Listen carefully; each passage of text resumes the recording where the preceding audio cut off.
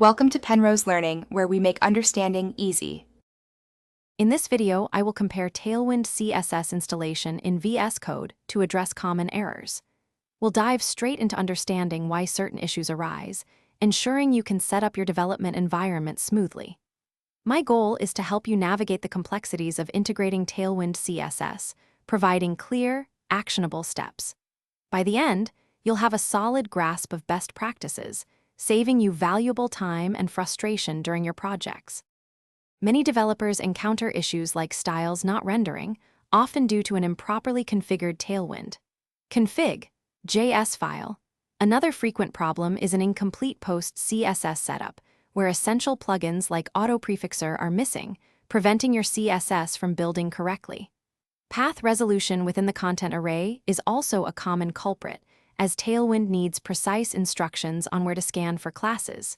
Keeping your Node.js and NPM versions current is crucial to avoid compatibility headaches during the installation process.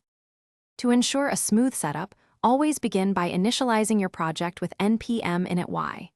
Next, install Tailwind CSS, Post CSS, and auto-prefixer as development dependencies using npm install dtailwinds postx auto-prefixer. This ensures all necessary tools are available.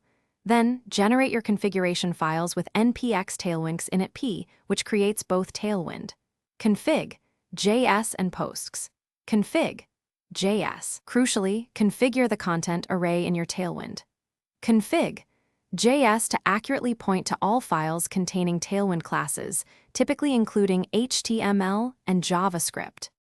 When troubleshooting, first meticulously verify the paths in your Tailwind config.js content array. Even a small typo can prevent styles from applying.